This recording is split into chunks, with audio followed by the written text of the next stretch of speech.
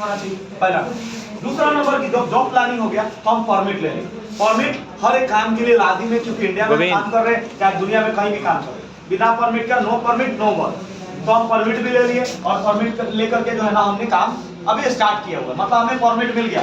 अभी हम चाहे तो जो जिस प्रकार की परमिट मिला है उस प्रकार के हम काम चालू कर सकते हैं। ये काम चालू हो गया, फिर हम बनाएंगे रिस्क असेसमेंट। क्या बनाएंगे जी?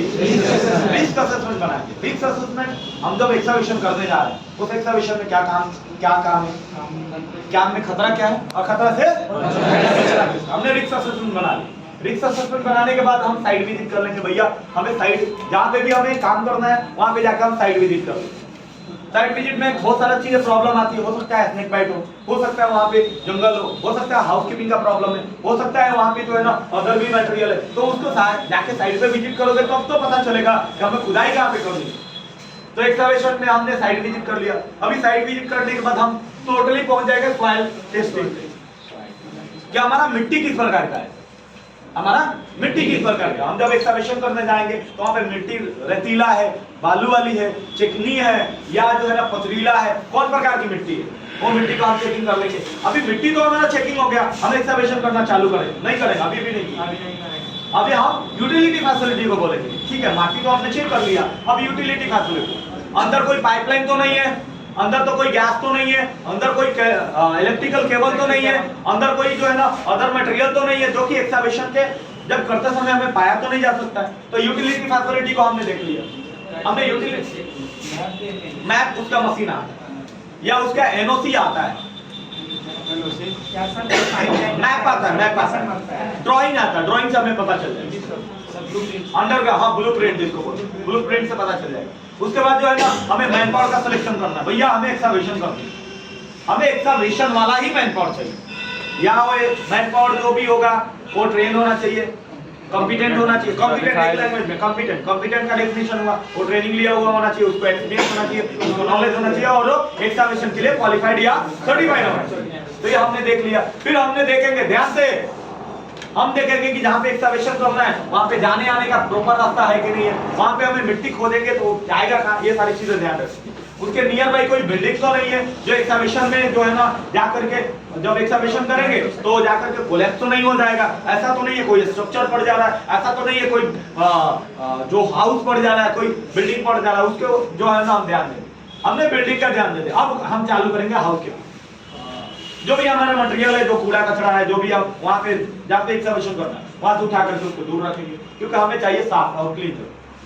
तो हाउसकीपिंग कर लेंगे। हाउसकीपिंग के बाद हम मटेरियल और मशीन और मटेरियल को शिफ्टिंग करेंगे। जैसे सोरिंग का मटेरियल होता है, सोरिंग मटेरियल हो गया, अगर सोरिंग मटेरियल चाहिए तो लेके जाएंगे। हमें मशीनरी चाहिए, जैसे एक्सकावेटर हो गया या ड्रिलिंग मशीन हो गया, जो हाथ से ड्रिल करते हैं होते हैं, वो वाला पथरीला जगह है तो ड्रिलिंग मशीन वगैरह चाहिए, तो उसका सिलेक्शन करेंगे और उसमें भी हम शिफ्टिंग करेंगे। तो सिलेक्शन में जिम्मेदारी ये होती है वो उसका फिजिकल कंडीशन सही होना चाहिए, सर्टिफाइड होना चाहिए और जो भी उसका रिक्वायरमेंट हो फुलफिल होना कंपल्सरी हो।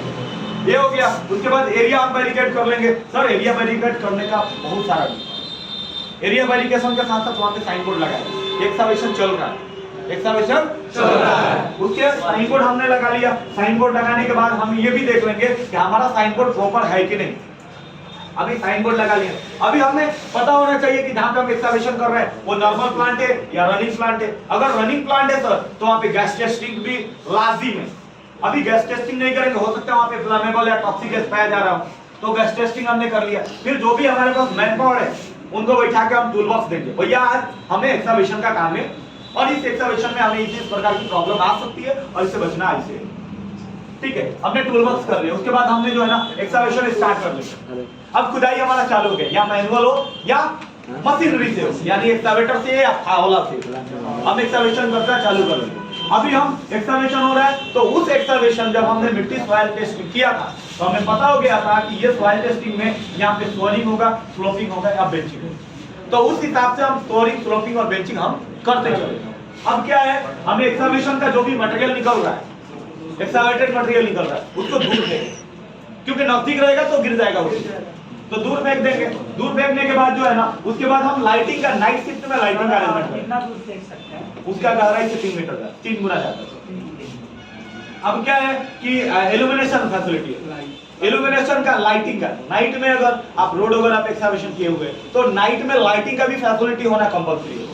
अगर नाइट में लाइटिंग की फैसिलिटी नहीं है तो आप काम को अच्छे तरीके से अंजाम नहीं दे पाएंगे। नहीं तो उसमें क्या हो सकता है, कोई आदमी गिर जाएगा, कोई मशीन गिर जाएगा, कोई व्हीकल गिर जाएगा, और जो भी चीजें मतलब वहां से जो भी मूवमेंट हो रहा है वो उसमें जाके गिरेगा। अभी देखिए पीपीई बात आती है, पीपीई की हम काम कर रहे हैं एक्सकैवेशन, हो सकता है कि नीचे में जो ना पानी निकले तो हमें गमबूट्स देना जरूरत है।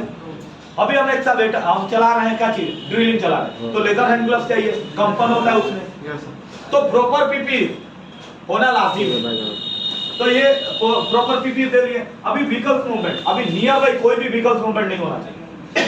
एक्सकैवेशन का जितना गहराई है उसके 3 गुना ज्यादा दूरी से ही व्हीकल्स जाना चाहिए, 3 गुना ज्यादा दूरी से। अगर एक्सकैवेशन का लंबा गहराई 6 मीटर है तो 18 मीटर दूर से ही व्हीकल्स जाना चाहिए।